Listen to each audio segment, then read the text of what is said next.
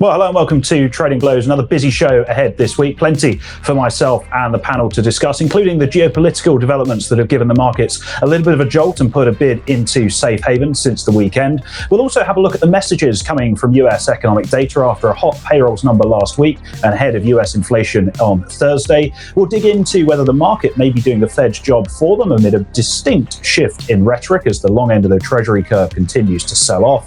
And we'll also discuss the upcoming Q3 earnings season, which kicks off with the banks on Friday. Plenty to discuss, so without further ado, let's get into the show.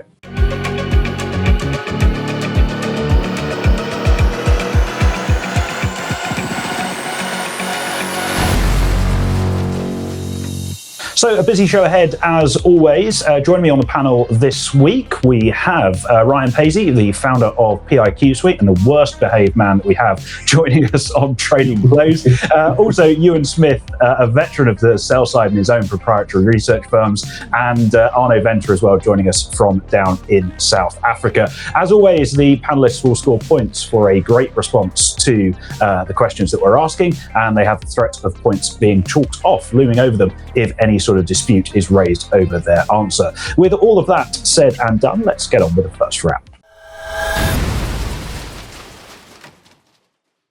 So we're going to kick off with geopolitics, and really before we go any further, we must acknowledge the human cost and tragedy of what's going on in Israel, Gaza and the Middle East at the moment, which is obviously shocking, and we hope for a swift resolution to what's going on there.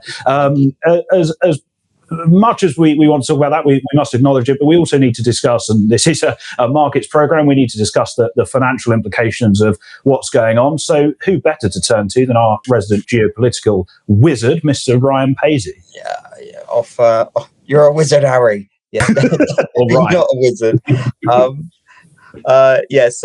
Echo what you said. There's some grim stuff going on at the moment. I think it's very, very important to bear in mind that there is more going on than just what the last bid or offer was, or like the last trade that goes through your screen. It's very, very easy, and I speak from experience of my 20 years from back when I was trading oil and stuff and running oil desks. We kind of, especially even things like hurricanes and stuff, it's very easy to get in the cheering the hurricane on when you're long a load, and you're making a good load of money on it, but you need to realize that behind every uptick there is bad things happening. So well said on that. But going back to the case in point, obviously we do need to discuss it. The first thing that everyone needs to understand is that there's obviously been a wave of geopolitical experts that have just appeared on social media and on TV over the past 72 hours. No one knows what they're talking about. Why does no one know what they're talking about? Because the actual event itself is still unfolding. Well, people are looking at this as almost as if to say that initial attack was the event.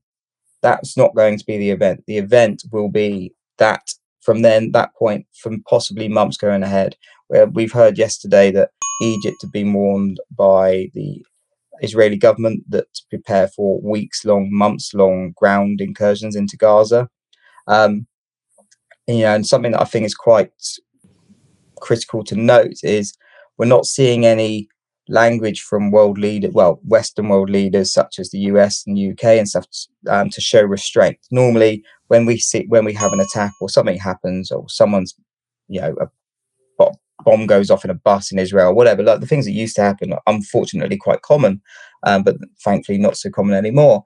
It would be, we appreciate they've got to retaliate, but we hope they will show some restraint. That key little caveat is not being seen anywhere. And I think that's because, without getting political, and if you can distinguish Hamas from the Palestinians, which I know it's very hard, but I think it's something you have to do, you can understand why there's very little call for the restraint against Hamas. So because of that, it has this potential to escalate into a far bigger conflict. We're already, so this morning, funny enough, as we were warming up for the show, we had news that that rockets have been coming in from Hezbollah via Lebanon or possibly Syria. And that's obviously that's in the north, and that's another front of this war that's started, and it is a war, let's be honest. And the concern is that if Hezbollah get involved, then that further ties in Iran, and you get all these things coming through. In terms of market impact, in terms of that, there was people on Sunday night screaming that oil's going to open at $100 and stuff. And it's nonsense, because in terms of oil flow, nothing's really being impacted. Okay, there's a couple of gas fields out in the Med, which is giving a bit of a bid to European gas prices. But on top of that, exactly at the same time, we were having a renewal of LNG strikes in Australia. So it's very easy to put it down to that. And on top of that, we've had another gas pipeline being sabotaged. Well, it seems to be sabotaged. So, to people that are trying to link this high gas price, this spike in gas prices, to what's going on in the Middle East, I think you're overselling that kind of element. And it's far more likely, in my opinion, it is more of a case that it's the gas pipeline in between Finland and Estonia, I think it is, and the strikes in Australia, because that's 10% of nat gas, right, or LNG export from Australia. So anyway, don't go looking for, oh my God, this is war, we're going to have to buy oil and stuff. Do not do that. Only if we start seeing Iran get pulled into this officially. And so far, even though Hamas have said that Iran funded us and they backed us, even though all of these things are happening, Iran have said, well, not us, Gov. Also, European governments, US government and Israeli government have all said that there's nothing to physically tie them to the attacks yet. If we hear a change in tone of that language, then yes, then I would be looking to buy oil just simply on the change of tone, because it would open up, it would green light something happening on Iranian soil. And you can't, if that happens, just the fear of Iran then going and doing something in the Strait of Hormuz, or even just scaling back their own production or whatever, will add a bid to crude. So as soon as we hear official announcements from either the US or Israel that Iran are definitely involved, I wouldn't be looking to buy crude. But as soon as that does happen, then I'd be looking to buy crude. You could say the safe haven currencies as well, but I think there's too many other variables on that for my liking. I'd rather go for like a nice clean, crisp trade. There's to be honest, it's a difficult one to talk about, because you don't want to get too marred in the politics of it, and also there's just so much human tragedy around. So I'm going to kind of call it a day on that one, because it's just not a nice topic to be thinking about, really. But so bottom line, try and sit on your hands. Only if we start getting news that Iran are getting brought into it, then look to get long your energy products or stocks or whatever you want to do.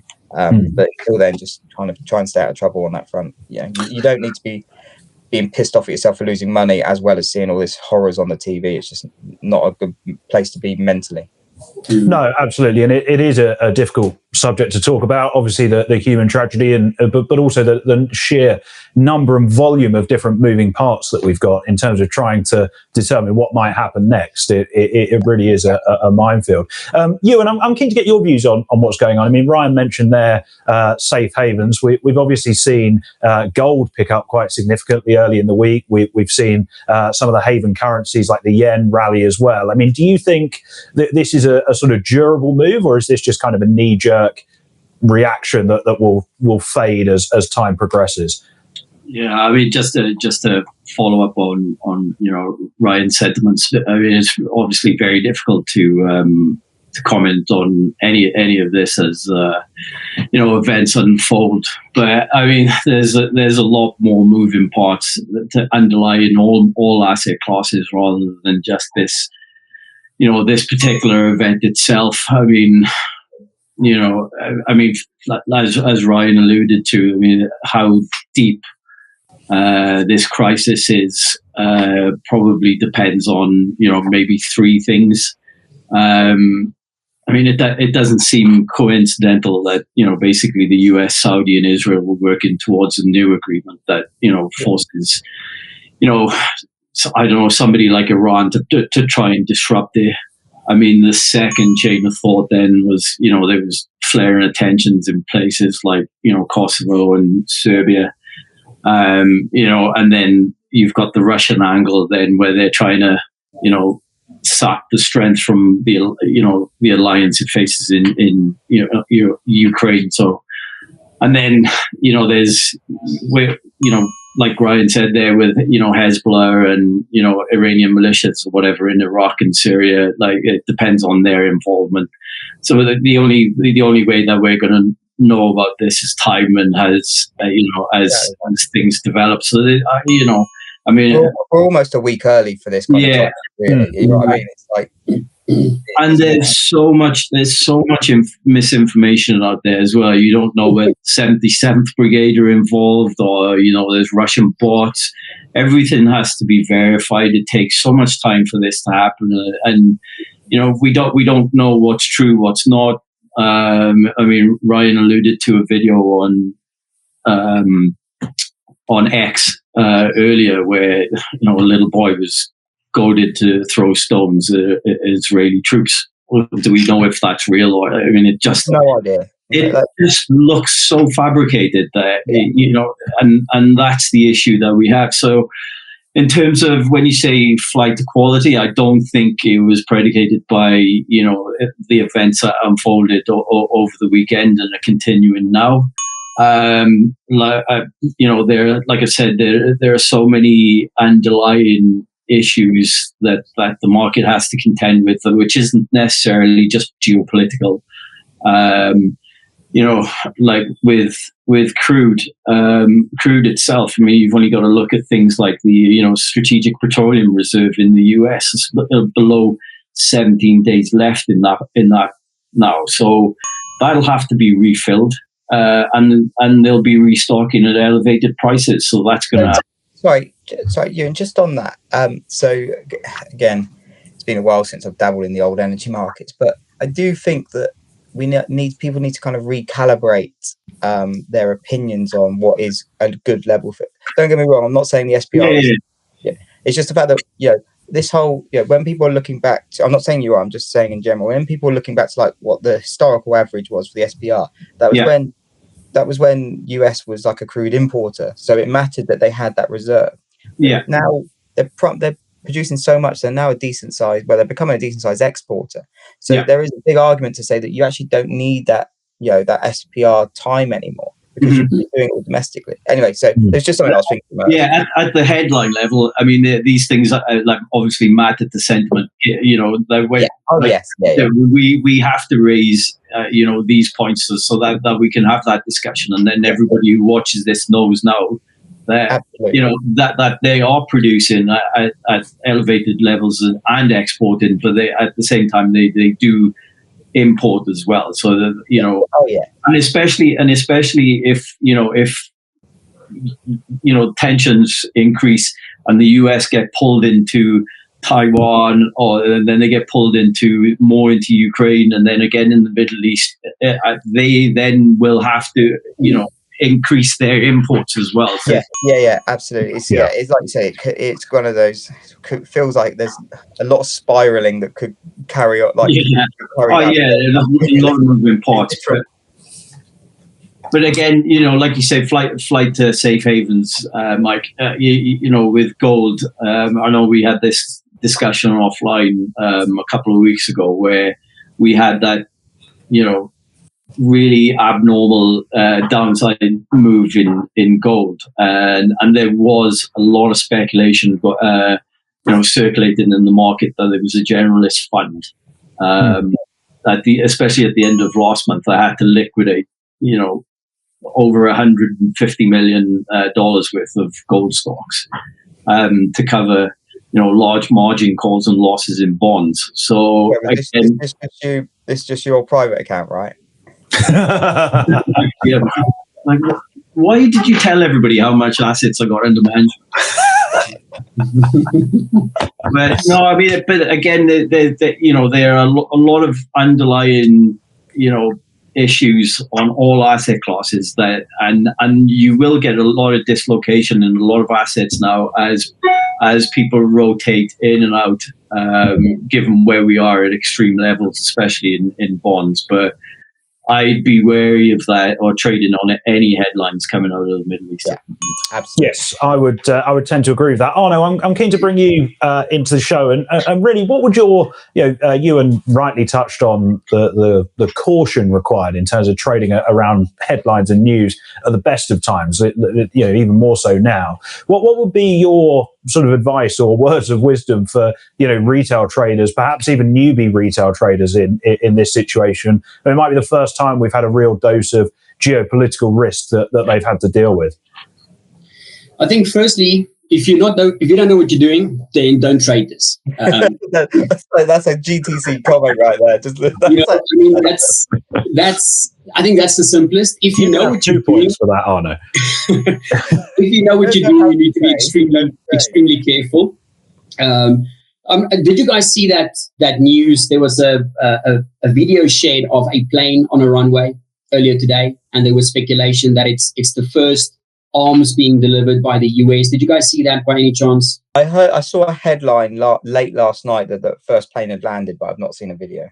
So there was a video. Picture doing the rounds this morning on my way in, but again, I mean, I may be about to steal your thunder here, but I've got absolutely no idea whether that's true or not. But that's exactly my point. It's literally somebody that's filming a US warplane on a runway.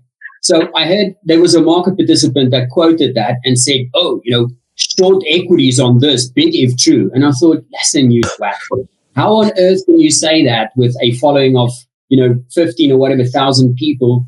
Who knows what that plane is? That could have been a video of a US warplane 6 months ago somewhere. Do you know what I mean? So even worse than that, that video is probably true because last night the first plane carrying basically munitions landed in Israel, but that was well telegraphed. Everyone knew that basically what they're doing is the US are sending a shit ton of Iron Dome missiles because they're going through them pretty fast at the moment. So that doesn't change. The video could be legit, but it's not bearish anyway. Exactly my point. So you've got people who are supposed to know what they're talking about, going off just taking massive positions on a video like that. So just be super, super careful. There's so many conspiracy things going on.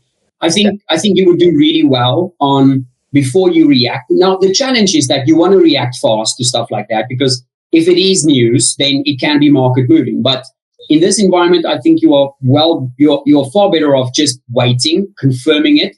Listen, if it is a big shift, things can take a long while to move, right? So just take your time with it. Don't be too hasty. Look, in terms of trading things like this, obviously the humanitarian aspect has to come in. Looking at it purely from a market participant point of view, your focus has to be, like Ryan already said, on oil.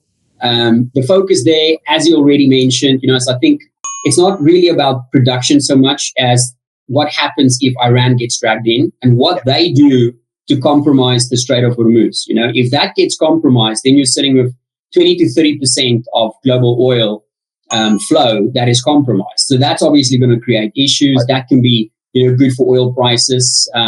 Obviously, the US will. Sorry, mate. Regarding the Strait of Hormuz, I remember back in the day when we were very early trading blow show, there was, I can't remember what it was, someone else kicking off in the Middle East. And it's kind of, people see the Strait of Hormuz, they know it's a bottleneck, but it's important to know how bottlenecky this strait is, because you can actually block it by sinking an oil tanker. In just one oil tanker. But it's important to say sinking an oil tanker, everyone jumps to thinking missiles thrown at an oil tanker full of oil, right? It's not the case. Iran, I was reading a report recently about this, that Iran have plenty of empty, aging oil tankers that are not fit for purpose anymore. Just like they could very easily, I'm not saying they will do this, and this is extremely unlikely, but they could tow one of these to a point, one of the tightest points, sink it on purpose. No one's going to die from this, but it just blocks the Strait of Hormuz. It's that simple. It's not like the English Channel where it's there's a few different shipping lanes going back and forth. This is a really tight motherfucker. It's actually, sorry. So you've been watching too many Bond films. That's Tomorrow Never Dies. So I think that's the biggest focus, from an oil perspective.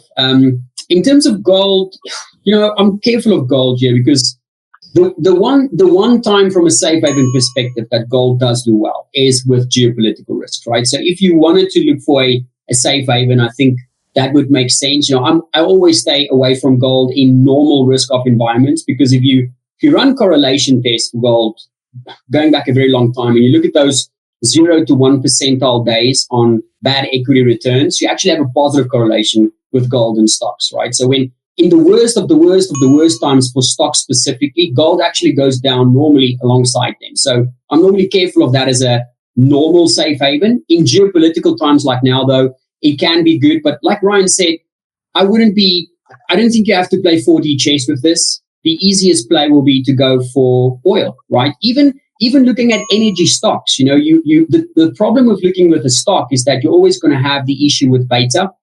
So, don't try and trade, a put or, a call on a energy stock. Just don't go into that much detail. I think oil is going to be your cleanest play. The more variables you add to a trade in terms of like it's hard enough calling direction, right? Yeah. So don't then compound that by trying to call a derivative of the base product that you're basing it off, and then trade then an option on it when you can be right. The direction can be right, and you can still be wrong. Yeah, exactly. I think the traders that could do really well in this environment is if you are clever enough to just trade a simple calendar spread. In oils, that could be good because that obviously minimizes your directional risk. You just need to be really correct on how long you think these issues will last and what type of impact it'll have on future and current supply. But that'll probably be your, nothing is safe when you trade, but that's probably your safest option if you can do something like that. But yeah, just be careful. I think the other thing that, that's important now is what this means for policy. Let's just, we never hope it happens, but let's just say it's worst case scenario, right? And Iran gets dragged in and it's this prolonged issue. What happens to energy prices? Because the world is now just kind of, started to see inflation coming down, at least in most economies, right? Now you have another supply issue on the back of inflation that is still way too high. What does that mean for monetary policy, going forward? Because will they want to hike? They probably will want to hike because inflation is high, but will you hike when it's, damaging the economy? It's going to be a headache, really, if, it is always the one. You're right. And I'm going to stop you there because we're going to get onto policy later on. And I don't want to, jump the gun on that one. So I think we've covered a lot of ground there, gents. Thank you for that. Let's move on and get our teeth into some of the US macro releases we've had and also that we've got coming up this week, of course, as well. So, I want to dig into the US data, really. I mean, it is a busy, 5 or 6 days of US releases. Obviously, we had the non-farm payrolls number and the labour market report on Friday. And then tomorrow, we're recording this on Wednesday, we've got the CPI data due on Thursday lunchtime. Ioan, let's start with you. I mean, your sort of general takeaways from that jobs report. I mean, everyone's raving about the headline number, but I'm sure you've got something to say on that one. I'm not having. I am not having the non-farm payrolls as a blowout. Like, full-time workers were actually down over 20,000 that month, and you've got to look at all the moving parts in this. Like, part-time workers were up 151,000. Now, we are just going into holiday season in the US. They are hiring that many part-time workers because they've got inventory to clear up, right? So, and then, there's all the issues around double counted where, people have 2 or 3 jobs. But ultimately, full-time employment is down nearly 700,000 over the past 3 months. So the last 3 times that's happened was in 2001, 2008, and the COVID recession. So they were like 3 good years, really. Yeah. I'm just throwing that out there, right? But it's like times. I'm not that I just think non-farm payrolls are like PMIs. They're used propaganda. They're completely made up. Analysts have no idea, which is why you throw out NFP guesses every week, every month, which just like, honest, that's worse than like God's like neck scarf or handbag. But right, there we go. Calm down, take a breath. I mean, yeah, I mean, everybody's obviously watching inflation again, and that's another bugbear. If core inflation rises 0.2% month on month, then that should be sort of well received, I guess. Expectations generally with inflation coming back down anyway towards the Fed's target like over time, and it's obviously taken a much longer than everybody thought. But I think at this stage, given where yields are, I mean, you could argue that if they stay around these levels, there won't be a need for them to increase, or indeed like put them in dot plot, because there's no point in taking them off. But I'll put the same point that I always make, is that there's always an overemphasis on a lot of data that comes out of the US, and without all this excessive government or indeed consumer spending, I mean, they can only create temporary jobs. So I think 9% is probably closer to where full employment is in the US at the moment. So that's my take on non-farm payrolls anyway. Well, there we go. I'm glad you managed to get that off your chest, mate. And it's nice not to be the only grumpy one on this program every now and again. Arno, you touched on inflation earlier. What are your sort of expectations? I've got a really good CPI fact before. What are you thinking ahead of that CPI? Does it involve Caterpillar?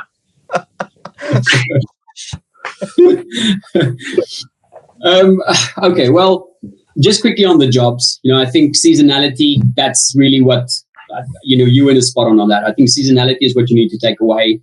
And we always stress, right? Don't just look at the headline jobs number. There's so much else in that report. The unemployment rate came in flat. Average hourly earnings was lower, both month over month and year over year. So it was a much better than expected number at the headline. But when you consider that that's probably going to be revised lower anyway in the next 2 months or whatever, we really, really shouldn't be making too much of one print. And that's something, that we've always stressed. Anyway. Say again? It'll be revised anyway. That's the point. Exactly. In a month or two, it's going to be revised. So it's, it's not that big of a deal. For this week's inflation, I think it's firstly important, we mentioned that on X as well, is PPI. There is a interesting thing to note that normally we get CPI before we get PPI. So we get CPI, PPI, PCE. This time around, we get PPI first, which means the markets will naturally look at that as in the same way that you look at ADP going into NFP. It's not a perfect predictor, but it gives you an idea. Again? I said that went well, didn't it? It's not a perfect one, but it gives you an idea of the expectations at least. So I think PPI will definitely set the mood for the markets going into CPI. Not on the core side. The core is a horrible predictor. 50% a coin toss on the core side. On the headline though, it's about 70%. So whether we get a big beat, a big miss, whether we see a flat print, the markets will look to potentially trade that into CPI. And I do think that can offer us some good opportunities, because if we do get a big enough deviation, that's something that you could probably trade into CPI, maybe getting a risk out, taking some profit off the table, and then allowing that to run through CPI if we get something similar. How I would expect markets to react on this. Look, if we get a big miss will be the best case scenario for a trade out of PPI, both PPI and CPI. The reason for that is the overall sentiment has been leaning towards that, right? Equities have been pushing up. The dollar has been pushing lower. Yields have been pushing lower, mainly on the back of what I think was that Fed speak we had. Now, well, we'll touch on that later anyway, but the dovish Fed speak, I think, is adding to that sentiment. So I would prefer a lower print, a flat or lower print, to look for short-term downside in the dollar, short-term upside in equities, potentially gold as well. If it's a big beat, I wouldn't want to chase the dollar higher here, even if the numbers are high, because it just looks a little bit stretched at these levels. Positioning is a little bit stretched as well. On the other side of that coin is equities. Do I really want to look for downside in equities on a higher number? with the recent dovish Fed speak? Probably not. I would look for a higher number that pushes equities lower, potentially as an opportunity maybe to look for some dip buying in the short term. So that's the way that I'll be looking at that data. Good stuff. Ryan, you've rejoined us. You disappeared momentarily. What's your take on all the US data we got? I mean, obviously, you were glued to your desk on Friday afternoon watching the payrolls number, weren't you, mate? Yeah. I was glued to something. It wasn't really the fine desk. Yeah. Well, somebody got some beer pumps on it. Data, smater. I don't know. It's a difficult one. We're kind of, it doesn't help that kind of we seem to be flipping between good news is good news is bad news, vice versa at the moment as well, which is kind of putting the cat amongst the pigeons a little bit.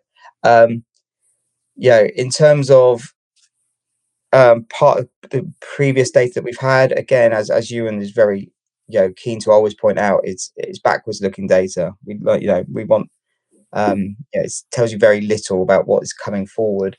But in terms of the CPI that we've got coming up, personally, I think, although getting into the inflation debate is a road to ruin, I think the kind of the risk to the market in terms of the market going up, I think the risk is to the upside in the market with a downside surprise in CPI. On top of everything that we've had from everywhere, so many people have been bearish recently. On top of that, with what's going on in the Middle East, there's a lot of new shorts have come in just because war bad, blah blah blah blah blah. We're ripe for a short squeeze at the moment. It just feels like I'm not going by anything official like CFTC or anything like that. It's just in terms of watching price action, it feels like there's a lot of pain in the market. If we get a what's expected 0.3 on CPI, month on month, right, if we get 0.2, markets could scream. So again, going back to what Arno said, if we get some numbers like low ticking on the PPI, we could see stocks take a proper screamer higher.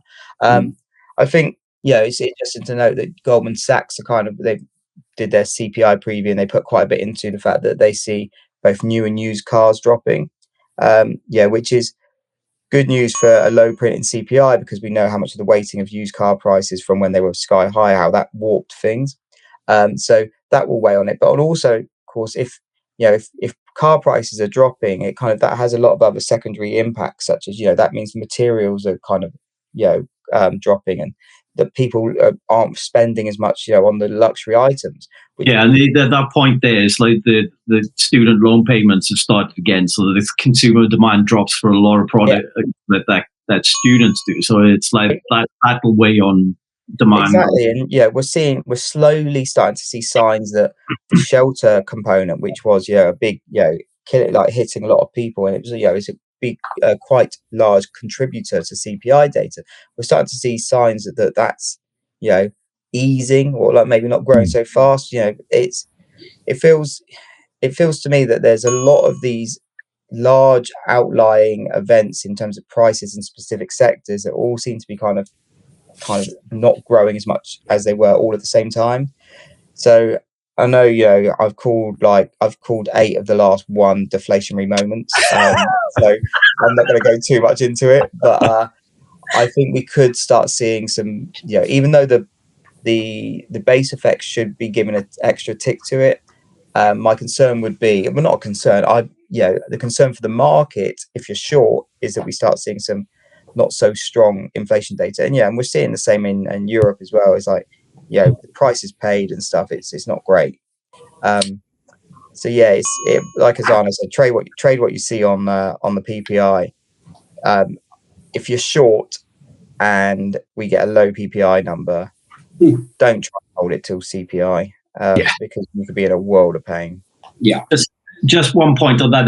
There was a really interesting report out from Apollo last week, I think, and it was talking about immigration in the US. So basically, since 2020, there's over 5 million people have moved to the US, and they're there's downward pressure on inflation through wages. So obviously, like they're attracting lower wages. So going forward, that could be a big. So does that mean that is that goes against this whole kind of wage spiral kind of thesis that we had? So I mean, it's interesting. Is I to be honest, I think it's what a longer term thing to keep an eye on rather than like an immediate impact. But it's in terms of wage inflation, it's definitely something to keep on the radar. Yeah, definitely. That's something I've learned today. Thank you for that, Mr. Well, there we go. Every day is a school day, Ryan. Right, well, we're halfway through the show, so let's crack on with the third round. Right, Arno, I'm going to start with you. You've mentioned this twice now. I can tell you're itching to talk about the Fed this week. I mean, I think we've had quite a distinct change in some of the rhetoric from Fed speakers over the last few days. We've had Daly, Logan, Jefferson, all starting to talk about the impact of higher yields and taking that into account and the tighter financial conditions when setting policy going forwards. Do you think that this is the Fed setting us up for the fact that they are now done and dusted with hikes? Because from where I sit, it's not an accident when 3 FOMC speakers in as many days say the same thing, right? 100% agreement. I think the change has been noticeable. The first one was Daly. And the question was whether, we're going to see a follow through in that. And it looks like it was a coordinated effort because all of them they sung the exact same tune, right? Like you said, talking about tighter financial conditions, especially all of them mentioning yields, saying that, listen, where we are now with yields, we probably don't have to do much more. So I do think this has been a noticeable change from them and them signaling that, no, you know what, maybe we don't have to go again. I think it's important here to also stress that it's not like the markets were still pricing in that we would get a hike. The markets have been pretty sure based on money market pricing that a hold is going to be the highest probability. But even though markets have been pricing in a higher chance of a hold, this is the first coordinated effort from them to signal that they think they are done after we had that very, much more hawkish than expected FOMC where they signaled that they're going to hike again. So when you compare the tone that we've had from them now to the tone and language that we had from the FOMC, I think this is definitely them just kind of, giving us a signal that, okay, we think we are done. So I think the change in tone is definitely their way of telling us, listen, we think we're probably going to be done. Obviously, as long as the incoming data stays this way, it gives them freedom to do that. Obviously, if, data starts to slow massively fast from here, then that could maybe bring some of those cut expectations a little bit forward. I think right now markets think we are June. Cutting, when is it, in July or June? In June. I think that's a fair assumption based on the data that we have right now. It can obviously be quicker, but I have no clue on what they're going to do in terms of cuts next year. But this language we heard from them in the short term, I think this is their signal of telling us, listen, we don't think we're going to go again in November. Yeah, I tend to agree with that. I mean, you don't know what they're going to do next year. I don't know what they're going to do next year. And as Mr. Paisey often says, the Fed don't know what they're going to do next year either. I mean, Ryan, where are you in terms of next year in particular? I mean, looking ahead, the market does seem to be getting quite punchy on the idea that they are going to cut, in the first half of next year now. I don't think they'll cut. I think the people getting frothy over a cut are the people that forget that if the economy goes sideways, then we shouldn't be cutting. You cut when you really, really need to. Yeah. I think people are so now like almost preconditioned that the lower rate possible is good, that they think that good news should be cutting rates. It's not how it works.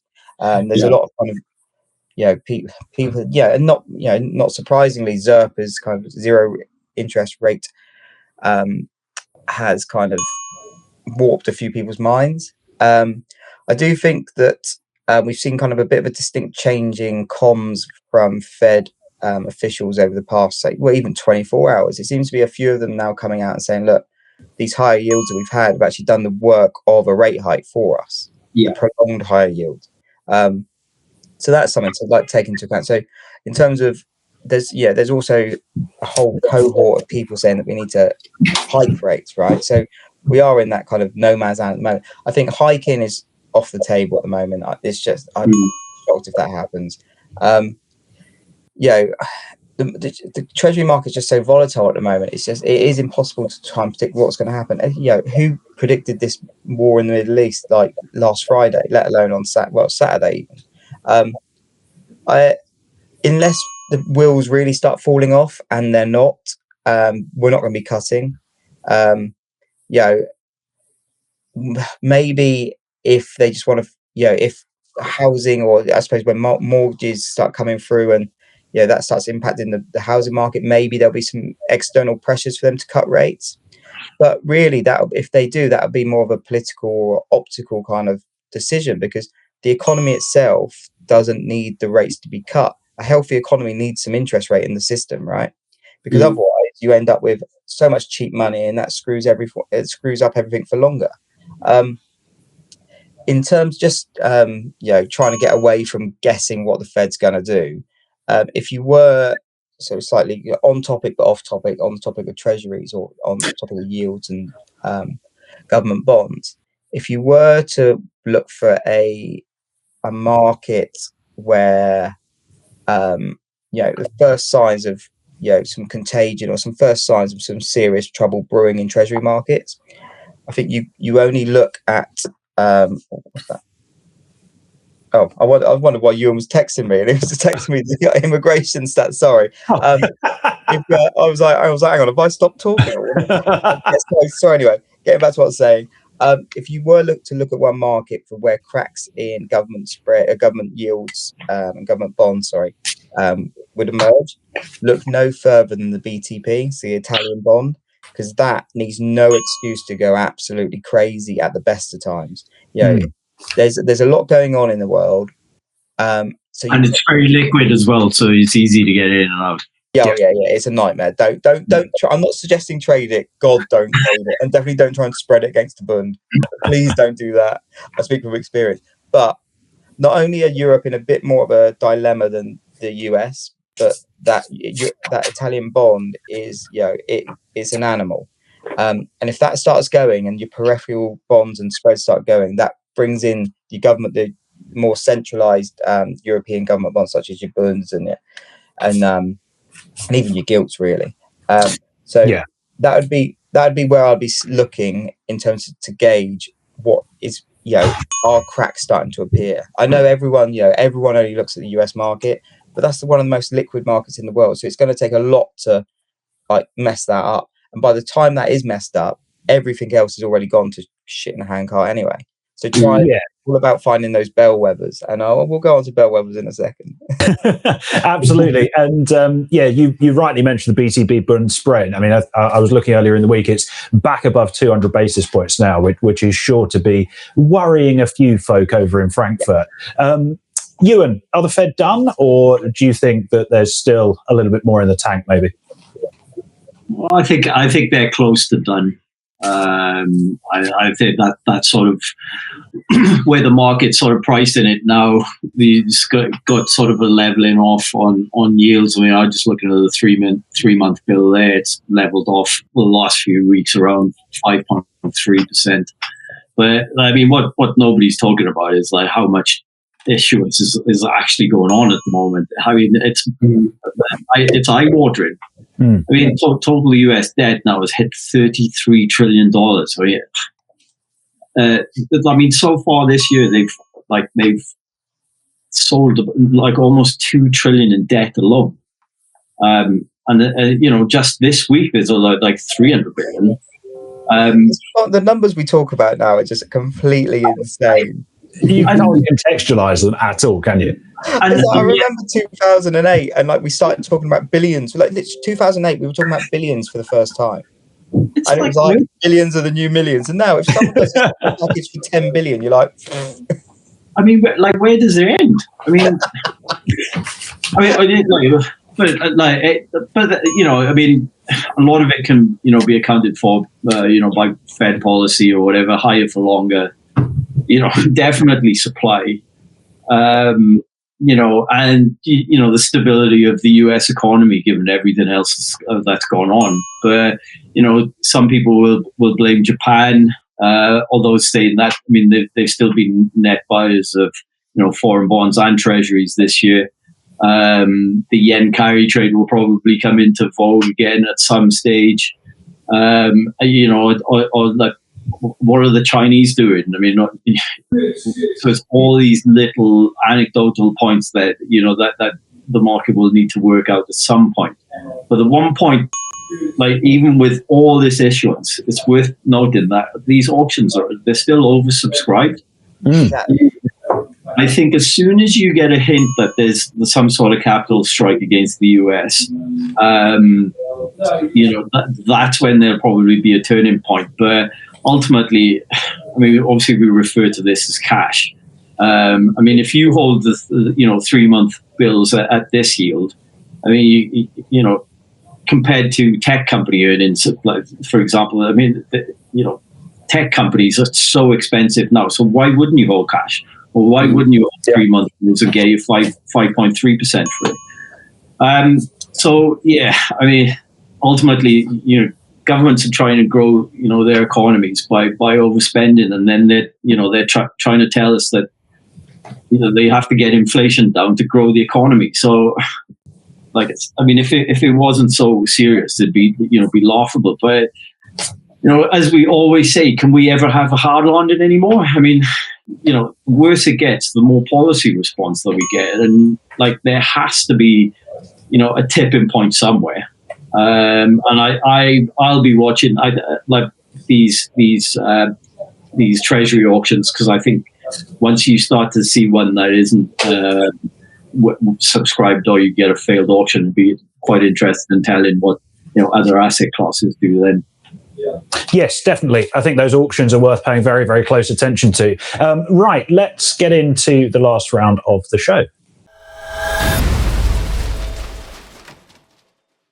Right, earnings season is upon us yet again. The banks start things off on Friday. Now, contrary to popular belief, we do actually script this show, and I've actually done some research this week. So let me come at you with some facts and figures, courtesy of our good friends over at FactSet, who, if you don't already know, they do put all this information out for free every weekend. So if you are interested in earnings season, then do look that up. But expectations are that year-on-year earnings, and I'm shamelessly quoting this information, are going to decline 0.3% in the third quarter on aggregate for the S&P 500. Now, that would be the fourth straight quarterly earnings decline for the index.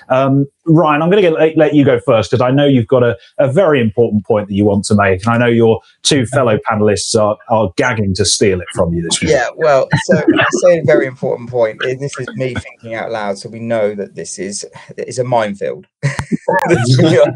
This could go anywhere. Me being allowed to think my own thoughts is a complete and utter minefield. But we'll go with this.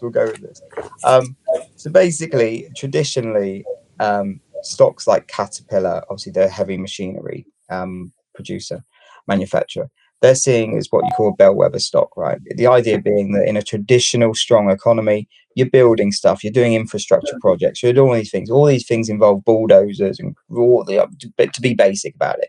So that's why, that was a very known stock to be your bellwether stock, and that was back in the day when the Dow was quite important. But because of this protracted period of free to cheap money, and as we've just said, trillions of it, there's the value of people's perception, the value of money is being degraded, right? So there's more and more money spent on really luxury items, things that we don't need. Like wastage and all stuff like this is through the roof, and like in the consumerism world that we live in now. So my argument is that the really luxury names that we're always seen as your peripheral stocks that they China, or they're kicking on, they are now, there's an argument to be made, in my opinion, that they are now your new bellwether, because as we come out of periods of free money, cheap money for a long time, people are now actually, for the first time in a while, have to work out what that high end money actually has to think about where they're spending it. And with that in mind, we are you spending yours? The Stafford. Propping them up. When are their results due?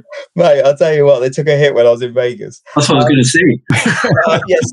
say. For instance, today we had LVMH, obviously the biggest like luxury good conglomerate there is, and that's they got slower growth.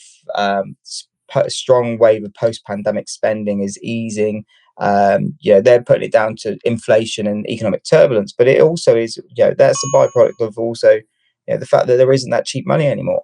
I know people look at the chip sector as well. Like Samsung had I think like a 70-something% hit on their semiconductor business that was announced yesterday. It's just in terms of where I'd be looking. I really do. The more I'm telling myself, the more I'm believing the fact that these luxury names could be the canary in the coal mine for some problems coming ahead. But again, I'm not calling for stocks. I'm not calling for the S&P to come off 50% or anything like that, because I do feel, as Ioan said just now, the moment we do get some issues, the policy response will be almost instantaneous because it's almost like pre-programmed now. But if you were looking for signs that maybe stocks are kind of topping out, and rather than looking to your traditional indicators, indicate the strength of an indicator is cyclical. Sometimes it's good, sometimes it's bad. Personally, look at your luxury items and your car manufacturers as well. Well, very well put. I mean, it's remarkable that you managed to come up with that idea all on your own, Ryan. I'm thinking I must have read it somewhere, but it just doesn't sit right that I've come up with that myself. I'm waiting for him to black out like in old school. Arno, let's go down to you, mate. How much do you think that earnings actually matter for the S&P, given all of the various moving parts that we've discussed in the show thus far? It kind of feels like earnings season is just a bit of a sideshow and something for business TV to talk about. I think that's a very valid point. I mean, you mentioned that we had, if this is a contraction, it'll be the fourth one in a row. And, that's right. FactSet mentioned that. I did. Okay. Oh, so I might be right. if you take a look at what the S&P has done this year, it doesn't seem like it was a big deal for markets that earnings contracted, right? So I do think it gives financial media a lot to talk about, which is I think why they love it so much. And you know what? If you're into individual names, then obviously it's a big deal for you, right? That's not really my bag. So it's a focus from an index perspective, especially the big weighting names, etc. But not really. I'm not going to, it's like NFP. I'm not going to sit there waiting for all of that to come out and then react to it. I do think, I've read a couple of reports on earnings so far, and it does seem like there is, to Ryan's point, not necessarily luxury, but there does seem to be a big focus on staples, consumer staples going into this season. There's been a noticeable drop in credit card spending in August and September. It does seem like, the consumer, we always hear that the consumer is slowing down, right? At least now there's some evidence, pointing to maybe that is true. It is starting to push lower, specifically for retailers. The recent credit card spending, I think, showed something like a 10 or 12% drop in retail spending, credit card spending at retailers. So that is showing us there is some issues on the staple side. So that is something to watch. I also read a note from, what's her name? Ayesha Tariq. Oh, yes. Which also highlighted particular concerns on staples. And what they are looking for basically is two things: revenue and volume on the first front, and the other one is margin. So what they're saying is that if it's true that the consumer is starting to feel the pinch of higher rates, higher inflation, over this protracted period that we've had, she would expect that to start showing up in some of those revenues, showing possible, demand destruction, and not necessarily looking at the actual numbers, because like Ioan will always tell us, it's low and beat, right? So not necessarily the actual numbers going into the quarter, but possible downward revisions where some of these CEOs might come out and say, listen, things aren't looking great. Our revising down those forward estimates. So that's something to watch for. And then margins, because what they're saying is that you've got a tight labor market and wages are still relatively high.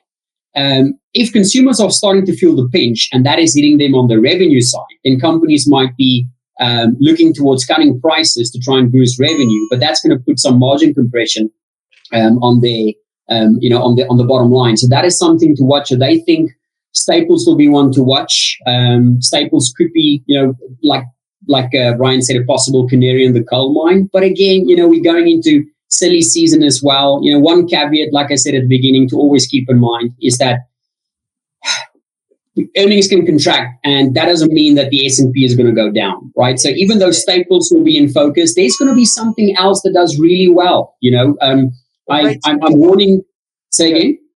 Your earnings could drop, but then rates could come off. The yields could come off. So yeah, so exactly that. It's like if you exactly that. If there's going to be one thing that does bad, it's like Goldman's. They look at the rolling recession. I'm warning up to that idea because we've been seeing that playing out recently, and that's really how you can look at earnings as well. There's going to be something. Let's just say Staples does really, really bad. There might be something else that's starting to come out of the blocks and do really well. So it's always this doom and gloom.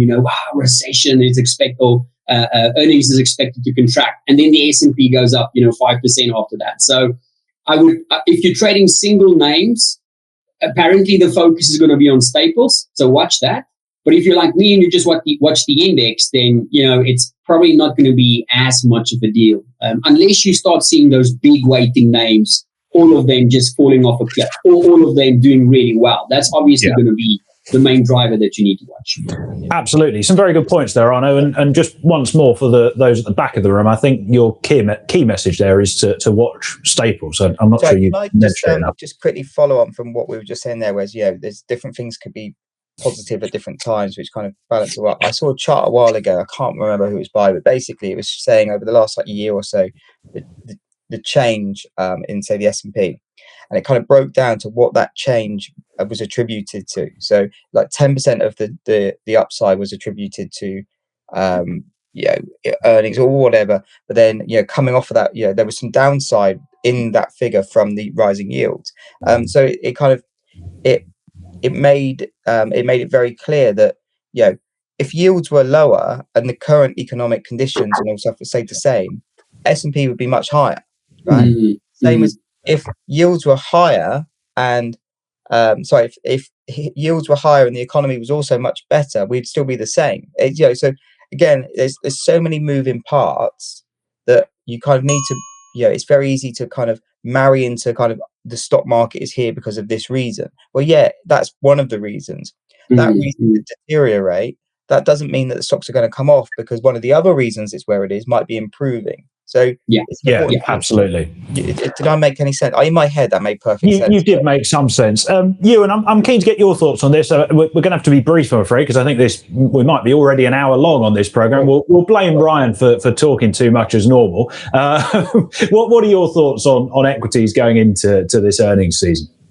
Well, I think it's one of expectation management, isn't it? So, I mean, so far you've had the rate shock, you've had confidence shock, and by the numbers, the economy sort of held up okay. But to be honest with you, a positive outcome like for this earnings season could set us up for a modest year-end rally. I think the near-term risk reward then for equities is it's quite finely balanced, but I think it looks a bit more challenging then heading into next year, because we've got a bit more headwinds to deal with. But again, like you mentioned right at the top, banks are going to be key. Is it JP Morgan and Citi this week? I think Wells Fargo are in the mix as well. I mean, as they always are, banks are they're going to be key to how the whole season sort of plays out. But I think you're going to have to look at loan balances and total deposits to see where the savings rates are. I mean, the US consumer is draining their savings accounts, so that's quite low. So that's something to keep an eye on, because again, that's finely balanced with the amount of people that are immigrating into the US now. So there's that level of support for especially for retailers if they're consuming.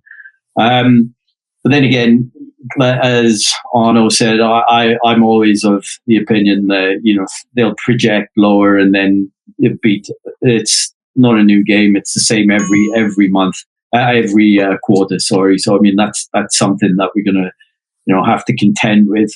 But I mean, trading wise, I mean, over 90% of the S&P 500 are now, and below their, 50-day moving average.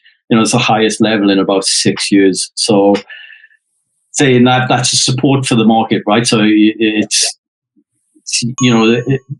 when you've got near record, short and bearish sentiment overhang, this melt up could feasibly continue. But other than that, sit in your hands, just play the ranges. Absolutely. Good stuff. Well, that does bring us to the end of another show. So let's have a look at the final scores. Right, well, we have a tie between Ryan and Ioan, and we don't have graphics for that. So, Kyriakos, we can take right. Rock, paper, scissors, shoot. Oh, right. Paper, scissors, shoot. Oh. Rock, paper, scissors, shoot. Yes. Right, well, congratulations to whoever won that. I've got no idea. Well done, mate. Right, all right, see you down the pub on Friday then, lads. Oh dear. Right, that does bring us to the end of the show. Thank you very much to the gents for joining me. Ryan Paisey from PiQ Suite, Ioan Smith and Arno Venter as well. If you've enjoyed the show, drop a like on the video, leave a comment as well. We've covered a lot of ground, so keen to get your thoughts on what the gents have been saying.